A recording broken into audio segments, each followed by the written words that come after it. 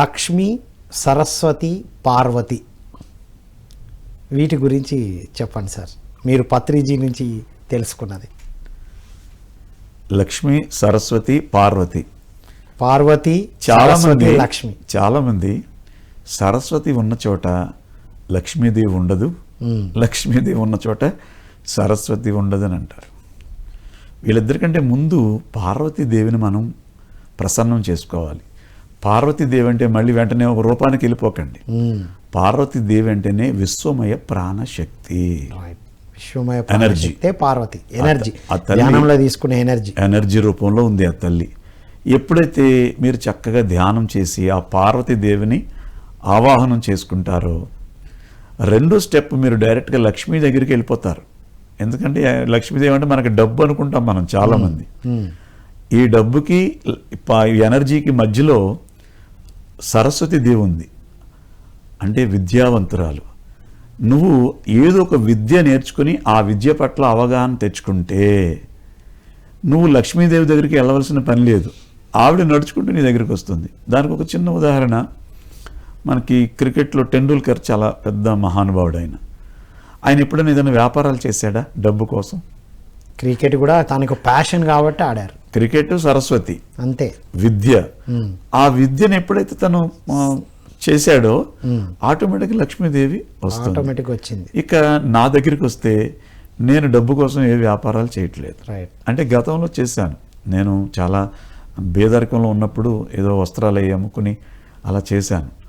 సరస్వతీదేవి పూర్తిగా నేను ఇంకా నాకు ఈ తల్లి నాకు భోజనం పెడుతుందని నమ్మి నేను ప్రాక్టీస్ చేసుకుని అదృష్టం ఏంటంటే నాకు ఒక 18 ఇన్స్ట్రుమెంట్స్ ప్లే చేస్తాను. నేను 18 ఇన్స్ట్రుమెంట్స్ నేను ప్లే చేస్తాను. అందులో కొన్ని మాస్టర్ చేశాను, వోకల్కి ఫ్లూట్కి డిప్లొమా చేశాను విజయనగరం కాలేజీలో. మరి నేను ఇప్పుడు ఏం చేస్తున్నాను?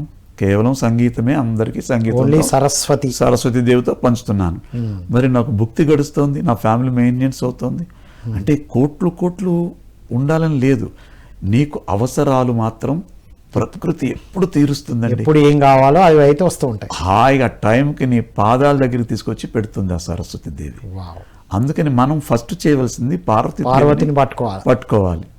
పార్వతిని పట్టుకున్న తర్వాత సరస్వతి దేవిని మనం ఆశ్రయించాలి. రైట్. నువ్వు నృత్యం చేస్తావా, చక్కగా క్లాసులు చెప్తావా, లేదా క్లాసులు చెప్పే వాళ్ళకి ఏర్పాట్లు చేస్తావా, అది కూడా ఒక విద్యే. ఒక మనిషి మన క్లాస్కి వచ్చారంటే ఇప్పుడు నాకు ఎన్ని భోగాలు, క్లాస్కి వచ్చామంటే వాళ్ళందరూ ఎదురు చూస్తారు. అక్కడి నుంచి మమ్మల్ని తీసుకెళ్ళి భోజనాలు ఒక చోట, టిఫిన్ ఒక చోట, ఇదంతా ఏర్పాట్లు, ఇదంతా ఒక విద్యే. ఏర్పాట్లు ఇదంతా ఒక విద్య, ఇది సరస్వతీదేవి అనుగ్రహమే. ఎప్పుడైతే అది నేను సంగీతాన్ని ఇవ్వడం వల్ల, సరస్వతీదేవిని ఇవ్వడం వల్ల నాకు లక్ష్మీదేవి ఆటోమేటిక్గా నా అవసరాలు తీరుస్తుంది. అవసరాలకు మించి నా కోరికలు కావాలి అన్నాను అనుకోండి, దానికి మళ్ళీ తంటాలు పడాలి. కోరికలు ఎందుకు, అవసరాలు తీరితే సరిపోదు. అవసరాలు ఎప్పుడూ తీర్చబడతాయి, కోరికలు ఎప్పుడూ తీర్చబడవు, ఎప్పుడూ తీరవు. మీకు బాగా తెలుసు, కోరికలు ఎప్పుడూ తీరవు, అవసరాలు ఎప్పుడూ తీర్చబడతాయి. ధ్యానులకు ఇంకా అద్భుతంగా. సో సరస్వతి కటాక్షం ఉన్న ప్రతి ఒక్కరూ పార్వతిని పట్టుకోవాలి. ఇప్పుడు సంగీతంలో ఉన్నాము, సంగీత విద్వాంసులము, చాలా చక్కగా మేము ప్రవచనం ఇవ్వగలుగుతున్నాం అన్న ప్రతి ఒక్కరూ పార్వతి డెఫినెట్గా ఆశ్రయించాలండి. లేకపోతే ఇక్కడితో అయిపోద్ది, పాడతాం, ఆ సంగీతం వస్తుందో అయిపోతుంది, డబ్బులు వస్తే అయిపోతాయి. కానీ ఈ రెండే కాదు కదా ముఖ్యం. మన జీవితానికి మనకు అల్టిమేట్గా ఉండేది పార్వతీదేవి యొక్క ఎనర్జీ. రైట్. అందుకని ఆ స్థితికి మనం కంపల్సరీ ఎవరైనా ధ్యానం చేయవలసిందే. రైట్. సో లక్ష్మీదేవి కోసం ప్రత్యేకంగా ఏం చేయాల్సిన అవసరంలా, ఏం లేదు. పార్వతి సరస్వతి ఉన్న దగ్గర ఆటోమేటిక్ లక్ష్మీదేవి వచ్చి తీరుతుంది, కొలువు ఉంటారు.